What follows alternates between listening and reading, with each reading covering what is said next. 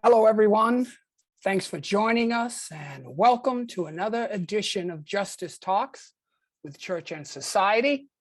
Today's topic, the social principles. My name is Jeff Corey. I'm your host and Director of Communications for Church and Society. We are an agency of the United Methodist Church where our mission is to inform, motivate, and advocate the church's position on social issues that impact our faith, justice, and peace all over the world. Our forum today is not for you to witness a panel of presenters or guest lecturers, but instead, it's an invitation to hear an open conversation between church and society leaders who will discuss the relevance and impact of our social principles for the global United Methodist Church. Just what are these social principles? Who created them? How did they get adopted? Why do they even matter?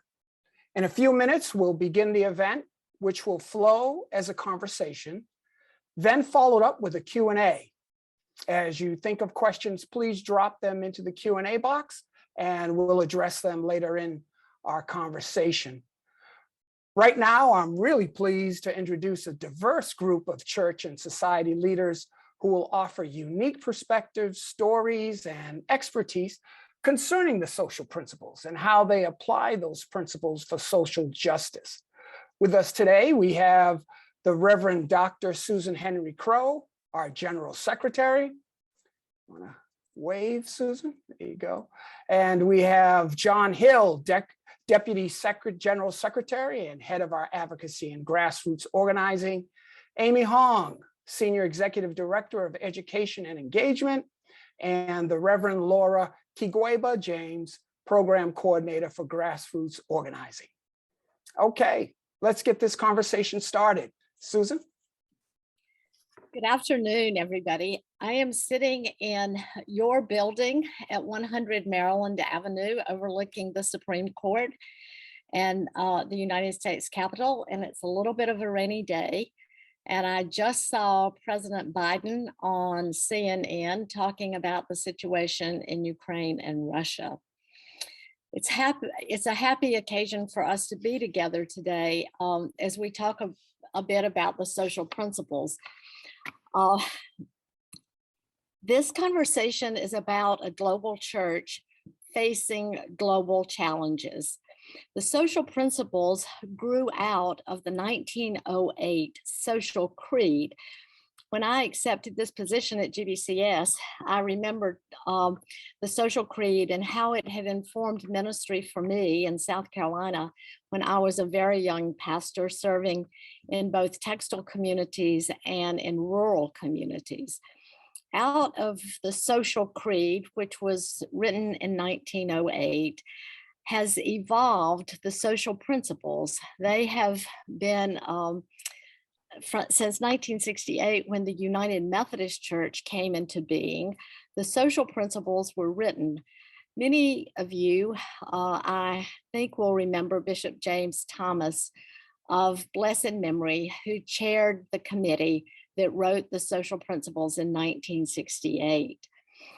One of the geniuses of Methodism, if we can find genius these days, is that the United Methodist Church is a representative form of government. So we elect delegates to General Conference from all over the world that will represent the issues that varieties of cultures and societies and countries face.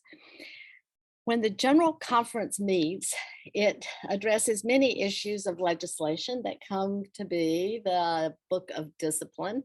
And within the Book of Discipline are the social principles. Presently, there are about 76 statements of principle on a variety of issues, things like space, air and water, global climate stewardship, the death penalty, human rights, racial justice, national power and its responsibility, war and peace, rights of racial ethnic groups, sustainable agriculture, to name just a few. I want to tell you a couple of stories. A few years ago, I went to visit a man that many of you may know, Turner Arant.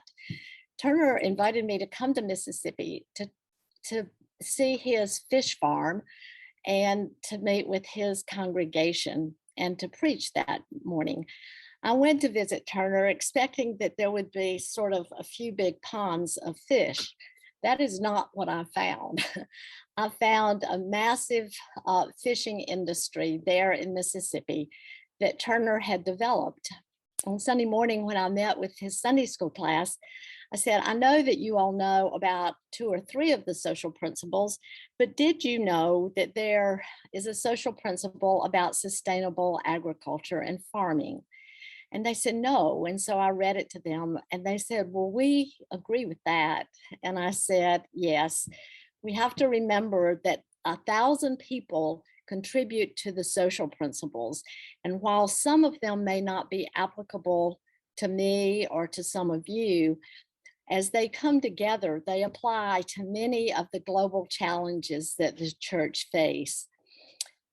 Also, when I was a young pastor in South Carolina serving a church in the textile community, I remembered the right of workers to collectively bargain. Many of the people in that church supported the right of workers to collectively bargain, but it was also in South Carolina. And there was a lot of intimidation from time to time, and not everybody supported the church's position on the right of workers to collectively bargain. But there again, it was written by people from all around the world who were committed to addressing, from a faith perspective, the issues of the communities in which they live. So this is just a short glimpse of how a little bit the social principles come to be, and how we as United Methodists begin to address the issues that face our society. I want to turn to Amy. And Amy, you have had some different experiences than I have had. So how would you say that the social principles inform ministry from your perspective? Thanks, Susan. For those who are blind or low vision, or perhaps only listening, I'm a Korean American woman with shoulder-length black hair tied back, and I'm wearing a dark gray sweater joining you from Northern Virginia, where it is also cloudy and rainy like it is in DC. So before going into how the social principles informs my current ministry setting, I'd like to share a little bit, if it's okay, about how the social principles helped me to do my current ministry, or how I got here. So I grew up in a Korean immigrant church that was not United Methodist. And I have a lot of great memories and friendships. But when I was like in junior high, high school, I started to notice the silence, intentional or not, of speaking about justice issues in the church. There was a lot about personal salvation, but definitely a silence around what was happening around me, my community, and also the world. And I found that there was very minimal space, or perhaps a silence for prophetic voice, prophetic witness, prophetic ministry in the church, or at least in the church that I grew up. It was only when I was in graduate school at Candler School of Theology that I came across the social principles, and I found that gap, or perhaps that parallel line of spiritual life and social justice, that I was struggling merge and intersect. It's not a document that many agree with 100%.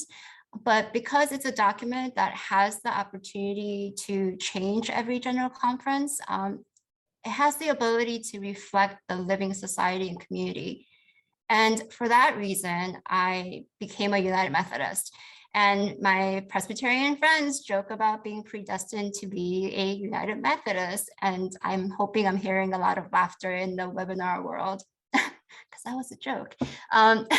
Once I became a United Methodist, I realized that some local churches are familiar with the social principles and integrate justice into the church life, and there are those that don't. It reminded me of my upbringing and my desire for the church to be prophetic voice and witness, and that's why I really love the work at Church and Society. It gives me joy, and it's exciting that we get to kind of create. I'm reading the comments. Yes, I'm so glad you guys found it funny. To create that space in the church to talk about it. There is a big world of difference having a safe space to talk about issues compared to silence, because silence often creates this false narrative that, that the church has no role in the moving of humanity towards justice, and that the political is not personal when it is. And the silence also makes it seem like God doesn't weep at the injustices of today, when we know that God does. So since I mentioned the excitement and the work and the joy of the work, I'd like to share with you how how social principles is used in educating. So recently, I've been receiving lots of emails from people sharing that the church that they're part of decided to form a justice ministry, and they decided that they want to start by learning what the United Methodist Church says on these issues.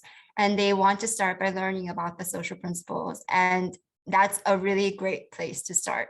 Prior to COVID, we offered in-person familiarity trainings on the social principles. We had some colleagues travel to Africa University to teach the social principles, or to various annual conferences, and many at the United Methodist Building, all focused on the social principles. These past 2 years, we continued the work. We're offering them online. And I think we have adapted pretty well to the change, making the workshops interactive as possible online. One thing that I like to say is that these trainings are not just about what it says about certain issues, but learning how to have constructive and respectful dialogue, which I think is really central to what the social principles are, and learning how to actively listen to each other and practice true dialogue.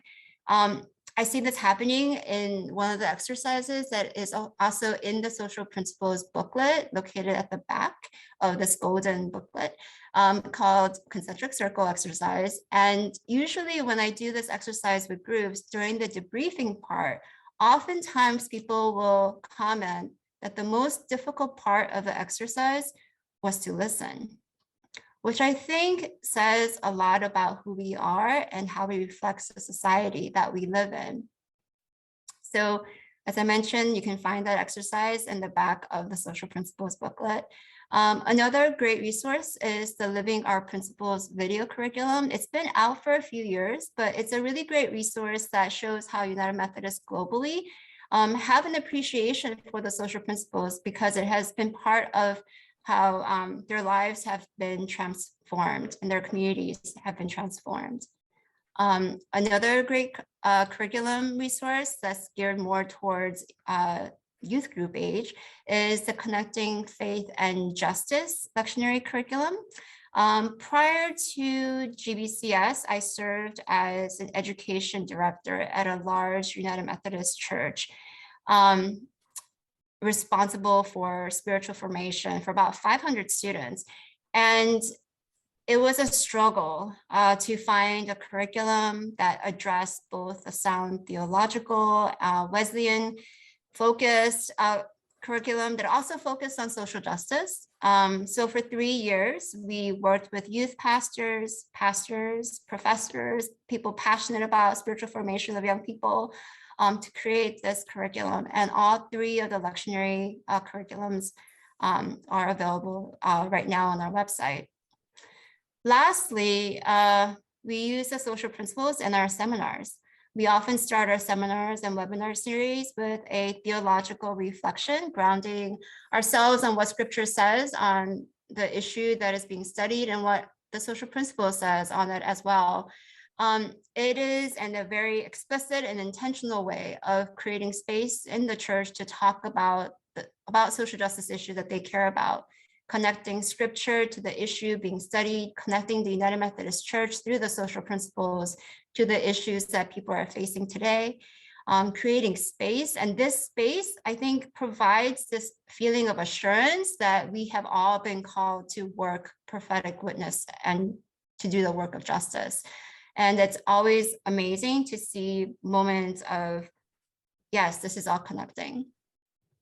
One thing that I say often is that we educate to advocate. You know, we are not educating for the sake of just head knowledge, but to act. And one example that ties perfectly, I think, to how we use the social principles is that seminars end usually with groups meeting with their congressional representatives.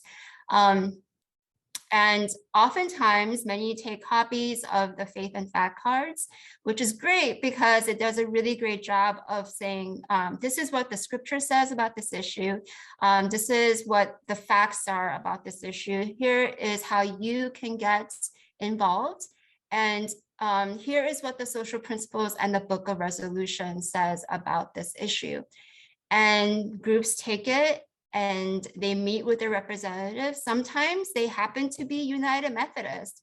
And it's a really great way to let them know where the church stands, that they are part of on this issue, and sometimes give them a friendly reminder about where we are. So that's a little bit about how the social principles are used in educating. So John and Laura, what are some ways that advocating and organizing utilize the social principles? Thanks, Amy. I'll start us out. For those who are joining today who are blind, low vision, or listening to our seminar, I'm a white man with blonde, brown, a bit of gray hair, wearing a blazer and a light blue button down. I'm coming to you this afternoon from my dining room here in Washington, D.C. And Amy, as you were speaking about the ways in which the seminar kind of combines the education and the advocacy components, I was sort of reminded a lot of times when we think about the social principles, we run right to the positions that many of which Susan kind of referenced, the social teachings on these various issues. But at the beginning of the social principles, again, in the Book of Discipline, in the preface, there's this statement as it describes what the social principles are. It says they are a call to faithfulness and are intended to be instructive and persuasive in the best of the prophetic spirit. And there's something about that that for me really captures this kind of dual purpose of the social principles, both as a tool for instruction and a tool for persuasion. And Amy, when you were talking about how you kind of came into the Methodist world, I was reminded about when I first learned about the social principles. I had not grown up like you, had not grown up as a United Methodist. I was active in my local congregation here in DC, involved in, loved the worship, loved the music, involved in Christian education. But it wasn't until our associate pastor began a sermon series on the social principles that I had any idea that we had, as the United Methodist Church, these social teachings. And I remember sitting in the pew and just being surprised in a really good way that the church had official teachings on issues that at the time I was working on as a congressional staffer from a policy perspective. This was back in the 90s. And so a couple of takeaways for me about that memory is, one, I remind myself and groups that we work with, especially during advocacy trainings, is that we can't assume the folks we're talking to, if they're United Methodist or if they're decision makers or if they're United Methodist decision makers, know about the social principles.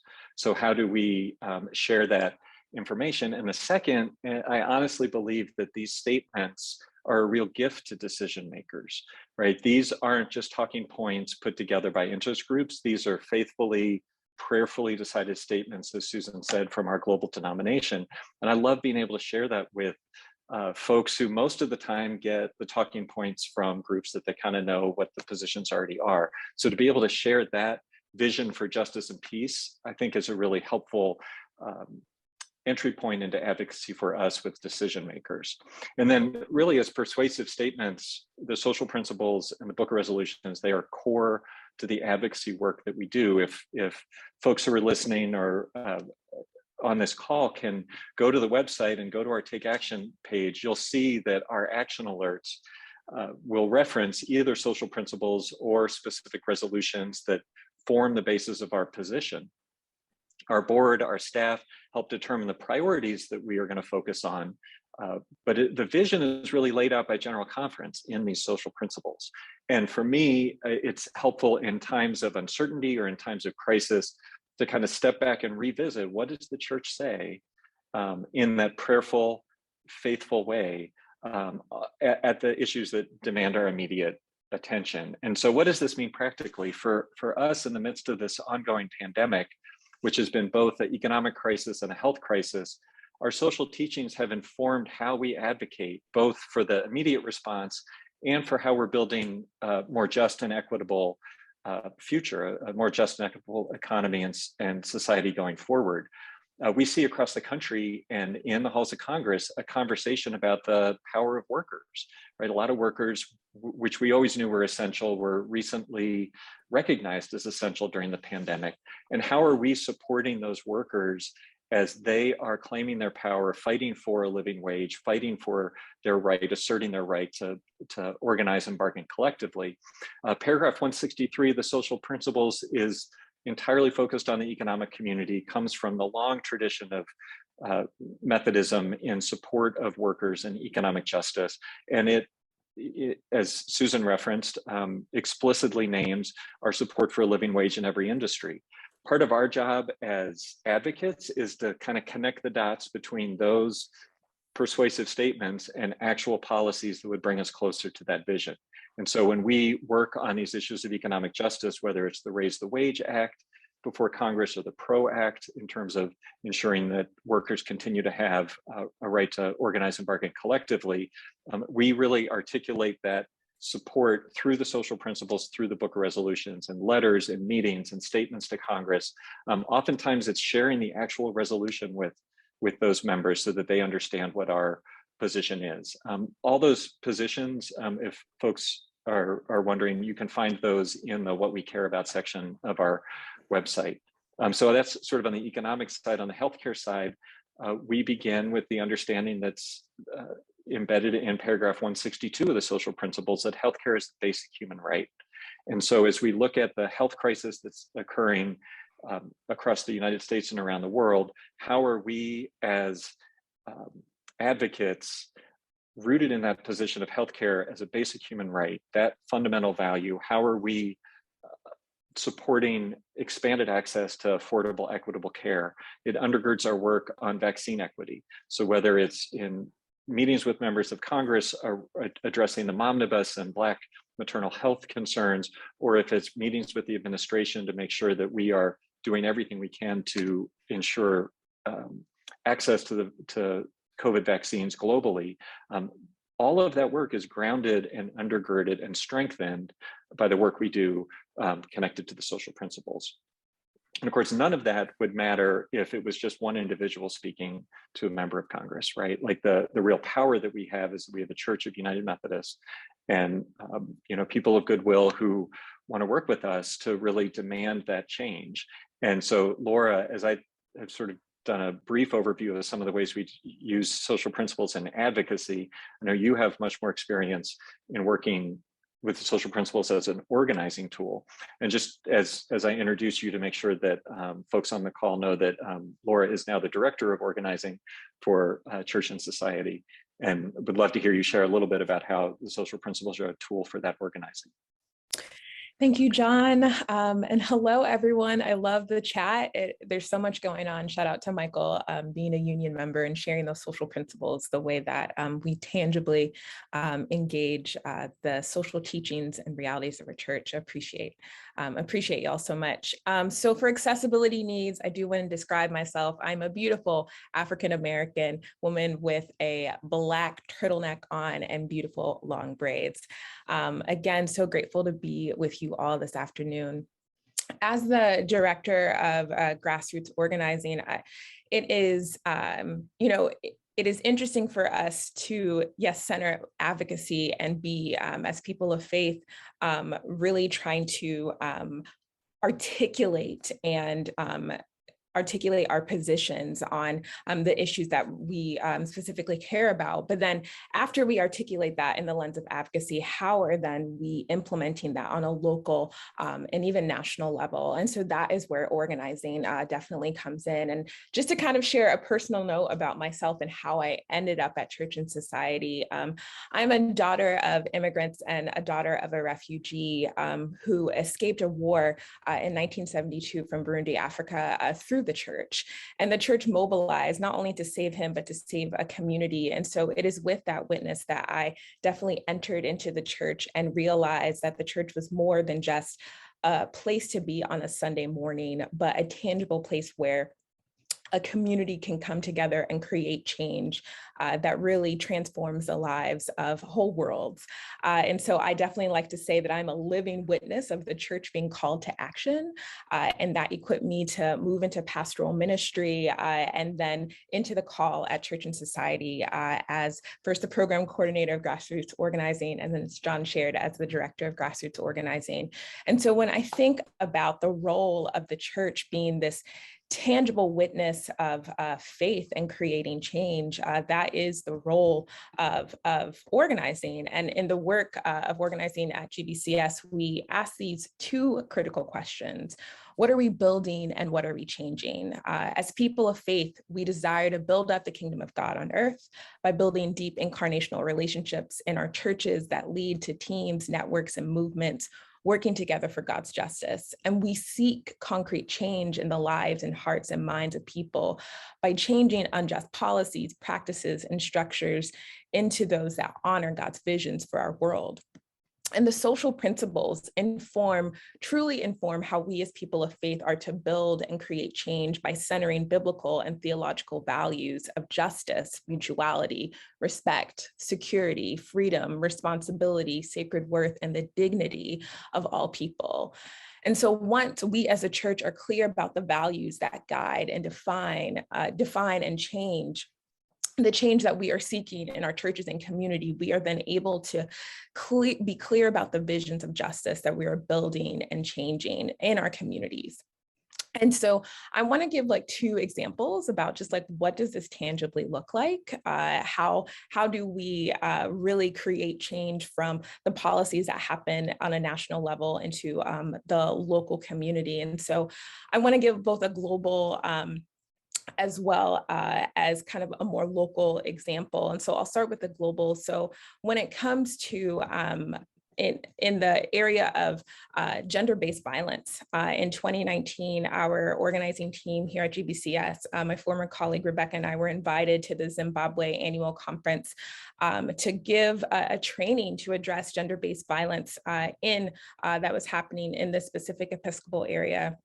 And if you look at our social principles, paragraph 161F, on women and children, it says that as a church, we especially reject the idea that God made individuals as incomplete fragments, made whole only in the union with another.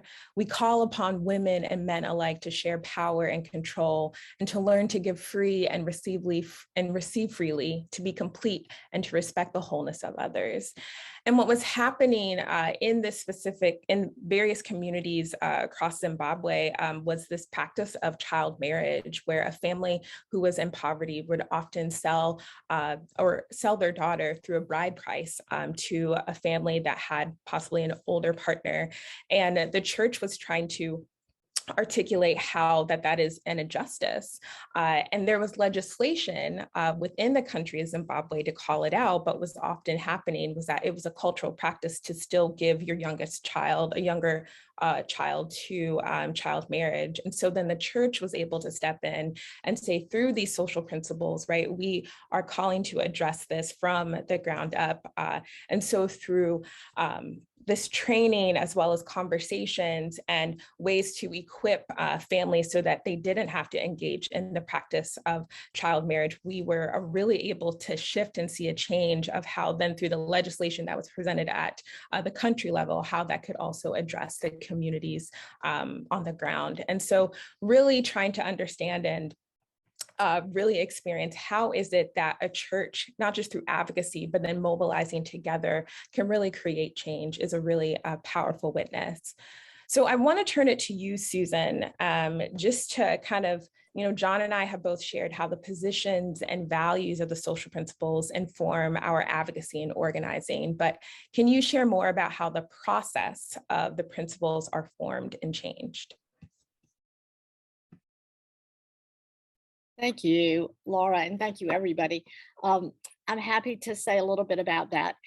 Presently, we are operating under the 2016 social principles. That was the last time that General Conference met to consider the social principles. And so those are the ones that we are working with right now.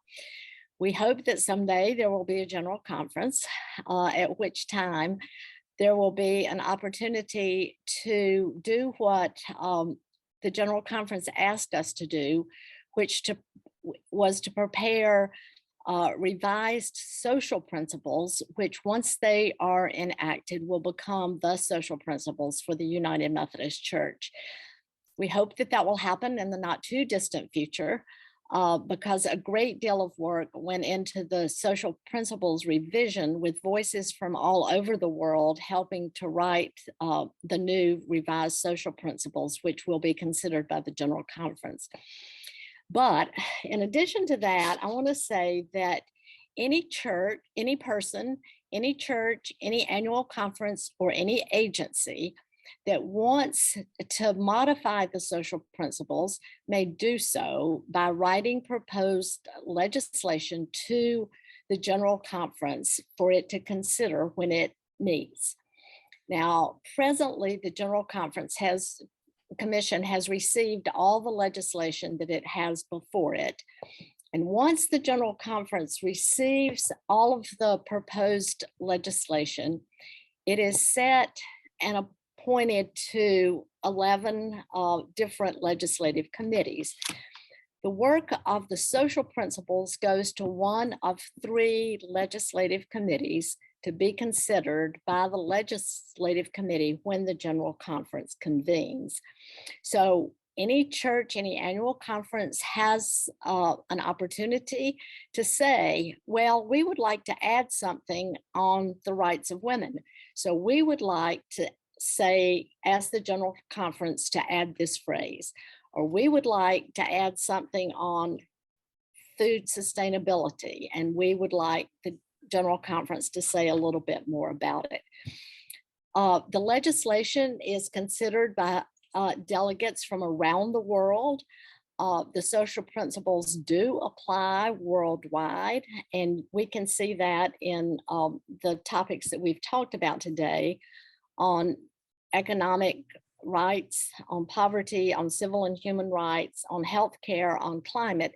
And we are a very interconnected world. And so what happens in one place often affects things in other places.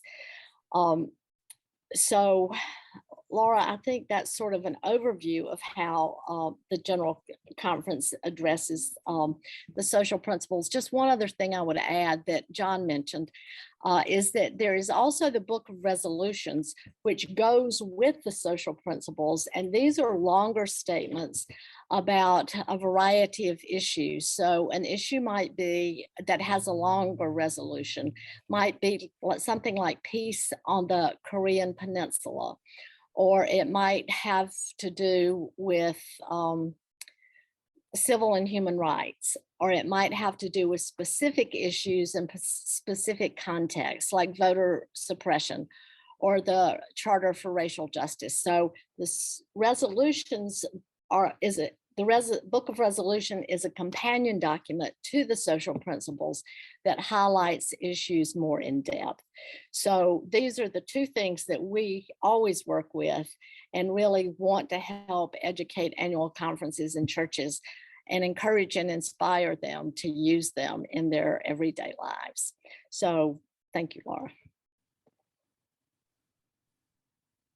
If I could step in here real quick, we're getting a lot of questions and some interesting content. So I'm just going to read a couple and I will kind of point to the person who I think has the background that could to respond to the question. Daniel wants to know, are there projects or activities that local United Methodists can adopt with the use of the social principles in their congregations to present more attention to the issues in their community or state.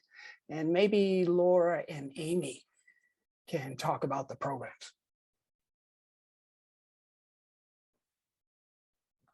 So I can take a dab at it.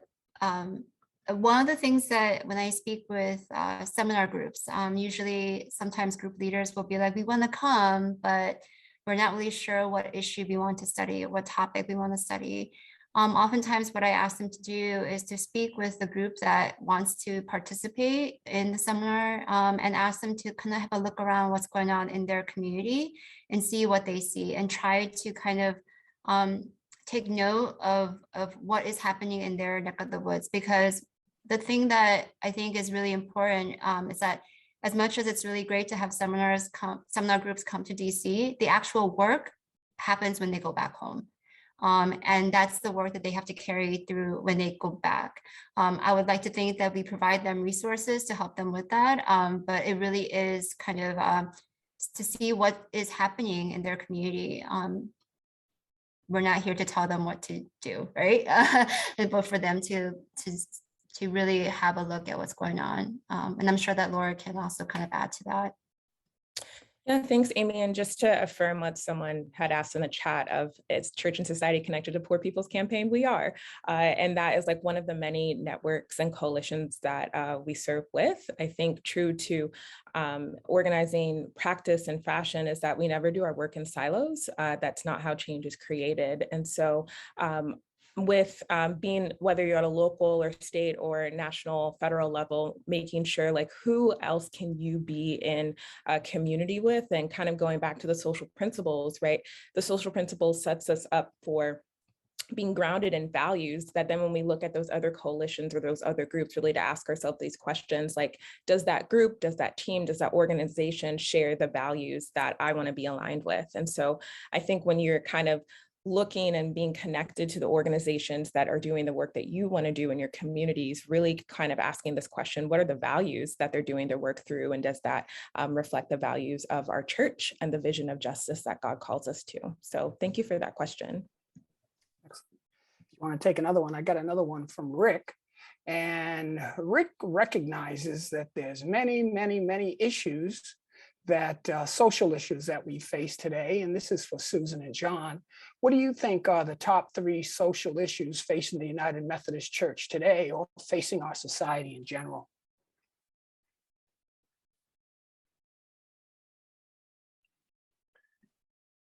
I'm happy to start, and Susan will, I'm sure, have additional thoughts. I think one thing to name, and I referenced it briefly as I was speaking, that part of our work at the agency has been to try and look at the totality of the social teachings of the United Methodist Church, and where do we think are the places, and like, where's God calling us in this moment, and how can we prioritize what we think the church might be able to really is being called to act on and can actually affect change around. And so we have settled, I know you asked for 3, we've settled around 5 issues that we have been focused on over the last, say, 4 years. This has been a long quadrennium, but it's been around climate, poverty, peace, immigration and global migration, and healthcare. And so I think taken together, those, and they're very interconnected, are the areas that we think are demanding the church to speak. And then as we have developed those priorities, we understand that that it's important for us to articulate those through a commitment to racial justice. And so that is part of all those priorities. But really, as a church, as a staff, how are we bringing that concern around racial disparities, around racial justice and racial equity into the foreground as we talk about these issues? But those are the issues that I would highlight as among the most important. Susan might have additional thoughts. I would affirm and confirm that is the way that we're staying focused. Within that, there are a lot of other issues. Prison reform, gun violence, voting rights. There are many things that feed into that, and we don't neglect those issues, but John has sort of cast the overarching issues of peace, poverty, health, immigration, migration, and climate through a racial justice lens. So that's our message, and we're sticking to it. Susan, Mark wants to know, what is the chance for a general conference to meet given COVID restrictions this year? The Commission on the General Conference is meeting, I believe, this week, and they are considering whether to have a general conference very soon or considering when would be possible to have it. There are many issues that go into this decision at this particular time. And there are many reasons that that it would be good to have it this time. It's also an important global issue because there are many people who number one, may not be able to get visas. 40% of the delegates come from outside of the US. So the situation for all of the delegates, the ability of all of the delegates to get visas is a serious situation. And COVID is also a serious situation. And while many of us have had shots and boosters, many around the world have not been able to have vaccines and vaccine equity. So there are many issues that the Commission has to consider. And I would not begin to offer a percentage on that. Thank you, Susan. This is an interesting question from Lisa. Lisa says, in the spirit of the social principles, is it really to create dialogue and help us understand who we are as United Methodists and what we support? Or is it a hard line step to how we should behave? I'll open that up to anyone if they have a perspective. I thought Amy had some good comments earlier about that. Sure.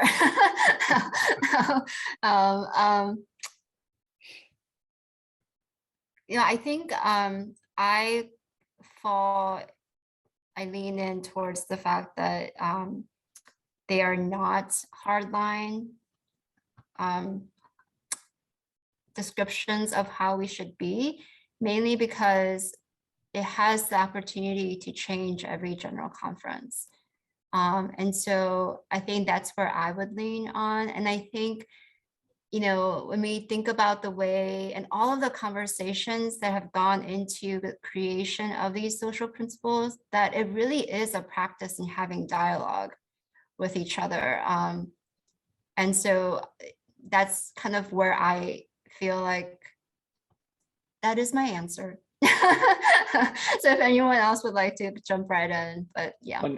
Amy, the only thing I'd say, and again, something you raised before, that at the back of the social principles booklet are tools on how to use the social principles and how to invite that conversation. And so it's not, the conversation doesn't start with, hey, here's what you have to believe, but here's what the best understanding, our faithful understanding of these issues is as a global church.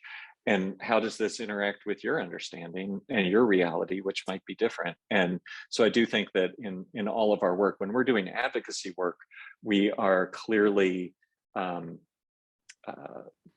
pursuing policies that would bring us closer to the vision as articulated in the social principles.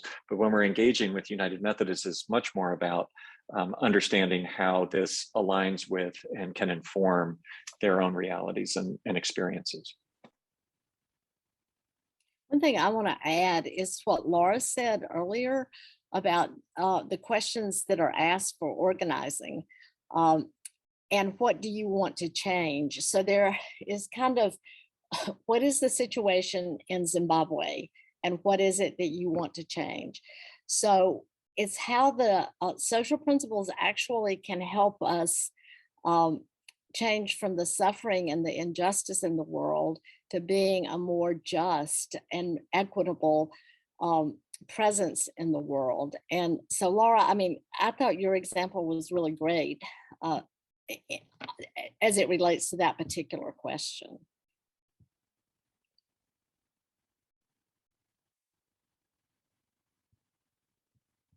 Do you want to say any more about that, Laura? I agreed. I'm sorry. I was just like, yeah, no, I totally agree. Because I think, I guess I'll just briefly share, when we think about, we see the behavior of injustice. And when we see that, it calls us to desire a world that centers justice, right? And so I think to be very conscious of that, but, Susan, you said it so well. Yeah, that's all I would add. Okay.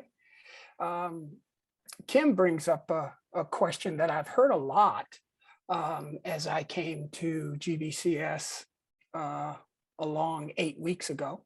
But it says, I am a lifelong Methodist and made it to my late 50s without ever hearing about social principles. When these are so key to our denominational values, how can we assure more congregations, all congregations, are made aware and familiar with these important principles? If I had a magic wand, I would say that every board of ordained ministry would have a question or a series of questions about how will you teach and promote and enact the social principles in your congregation. It's the responsibility of the bishops, the district superintendents, the pastors, and lay people to, number one, know that they exist. Number two, know what they say, and look around them and see what the injustices and the inequities and the disparities are in your own community, and how the church and the social principles can really help make a difference. Great. All right, John, this is going specifically to you from Donna. Where do issues of full inclusion fit into the social justice priorities? And full inclusion seems to be broad. So I'd say a couple things. One, I'll say that the time that I've been at the agency, we have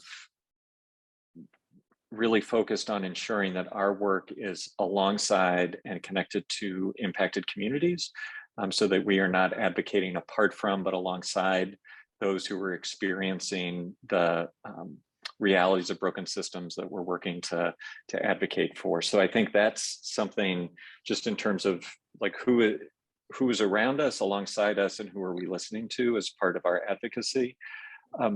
The other way I'm hearing that question, and it may be, I've seen a few other questions in the chats about how the social principles speak to issues around LGBTQ inclusion.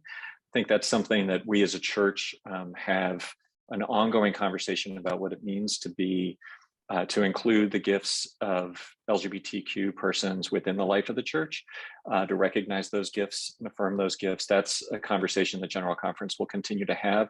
What has been consistent within the church is support for laws to protect the civil rights of LGBTQ persons. And so our work continues to focus on ensuring that LGBTQ persons are afforded full rights within society, including employment non-discrimination and other matters. And so that's sort of the practical implication of the social teachings on a current debate that's happening in Congress around the Equality Act that we're working on.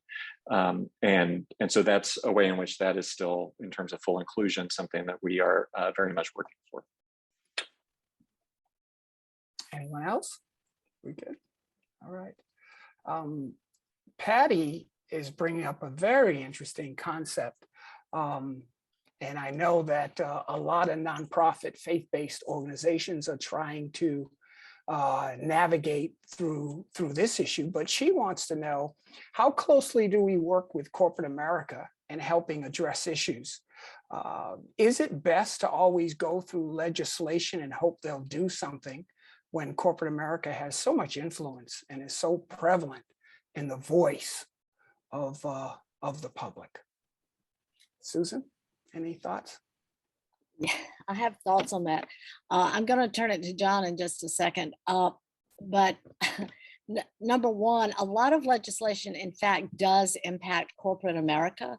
So whether you're looking at broadband in rural communities, or whether you're looking at pharma or healthcare issues, A lot of the legislation does impact corporate America, and it's, I think, the primary way that we begin to address those issues. But John has a lot more sort of actual experience with that than I do. So John, do you want to speak to that a little bit? Sure, I'll speak broadly and then maybe give a specific example. One of the things when we as staff were putting together, we had heard from a lot of United Methodist over the years that they wanted to know kind of how to, like a toolkit for how to put social principles into action. How do I do advocacy? And a few years back, we put together something called Creating Change Together, this toolkit. And as we were constructing that, much of our work is focused on elected officials and sort of government officials, both legislators and the executive branch. But another part of our work is engaging corporations. Sometimes that's specific actions, the General Conference that have called for a boycott of companies because of unfair practices. Sometimes that is engaging alongside our coalition partners who are working on corporate campaigns, thinking about the farm worker campaigns related to fair food programs, so Coalition of Immokalee Workers and others who have advocated for corporations to use their levers of influence to improve the lives and living conditions of farm workers. And so in our Creating Change Together toolkit, the reason I bring this up is we were very careful in using terms like decision makers, because sometimes those are elected officials, sometimes those are folks who are sitting on governing boards. Some of those are both, you know, in the pews of our own churches. And so making sure that we are thinking about advocacy as advocating for those who are in positions to create the change we want to see. There is a specific page in the toolkit on page 17 talking about engaging corporate campaigns. So just lift this up as another resource on ways that we can engage corporations. Thanks, John. Got another question from Mark, and I think this is targeted to you, John, as well. Seems one of the most important key issues in the US right now is voting rights, particularly with midterms upcoming. What is the GBCS doing? What have they done for the fundamental issue to this US democratic system? I can begin and then others can add in. So we have had a very active campaign on voting rights. I'll just note that within our Take Action Center, that has been the issue that has had the most resonance within our networks in terms of writing letters and inputs into Congress. Congress has stalled right now in terms of legislation that would seek to protect basic voting rights that we're seeing under attack in the US at the state level with a lot of state legislation. And so we're looking for ways that Congress might still be able to move forward on that. We would still advocate for that. The other piece, when we think about elections, I know there's a lot of questions among United Methodists and people of faith about what can the church do in terms of engaging in the electoral process. And so again, referring to this toolkit, we have a specific section on engaging the electoral process, some do's or don'ts. It has language both around voting rights and then making sure that churches understand how they can engage appropriately within the confines in the US of their 501c3 status. Okay. Laura, I think this is for you. H. Lee wants to know, are local justice ministries the unit of grassroots action for the church and society? How do we engage with the local groups within those churches? Yeah, that's a great question. I think to add to that, it's this understanding of how do we create change, both from a local church to a general church. And so some of it happens, yes, at the local level. I think one collective that I will shout out is the United Methodist Creation Justice Movement, which is a group of local church leaders from all over the US that come together to specifically mobilize their local church, as well as their annual conferences in the general church around issues related to creation justice. And so I think that is a really unique example of how the local church and the national church come together to address change. And then even broader than that across all of our issues, specifically even around immigration. So Church and Society, we're part of a collective called the Interfaith Immigration Coalition that is a relationship of several different faith-led immigration advocacy justice organizations. And so with that work, through GBCS, we have what's known as a rapid response team, a representative of United Methodist from all over the country who are doing immigration advocacy. And so in relationship with the Interfaith Immigration Coalition, kind of sharing some information about to the rapid response team about what is happening on the ground. So it's definitely a both and. We, as John said earlier, like our advocacy and our organizing is always in relationship with directly impacted communities. And so what is happening on the grassroots needs to inform what is happening on the national level. So the grassroots is definitely a both and perspective of what's happening locally and how that impacts us nationally and worldwide. So thank you for your question. Excellent. Thank you, Laura. We talked a lot about inclusion, and Monica wants to know, how does that connect with people with disabilities? The disability community, she feels, has diverse needs that are not adequately addressed by the church. And how can we address it?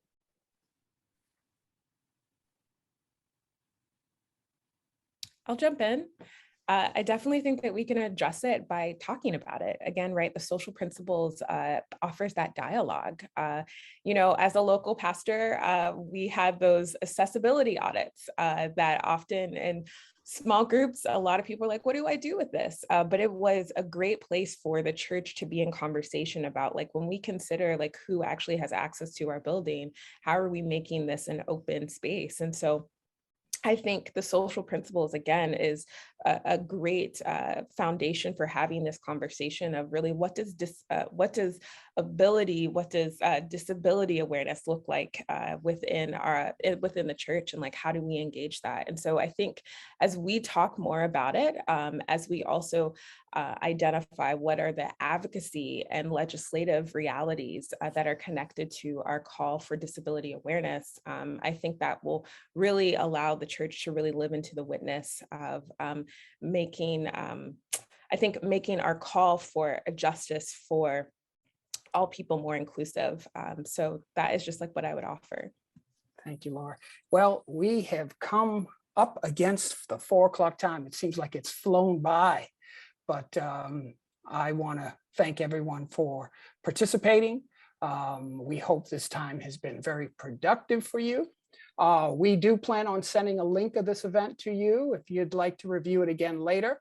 In addition, this event and other recordings of our previous Justice Talk conversations can be found on our YouTube page at UMC Justice. And lastly, look out for our quick survey and give us your feedback on this event and offer your input for future topics that you'd like to see. Thanks again to Susan, John, Amy, Laura, and our producer, Amber, for this edition of Justice Talks, bringing the social principles to life. And thanks to all of you who joined us today. From all of us here at Church and Society, may God continue to bless you and keep you, and have a great morning, day, or evening. Goodbye, everybody.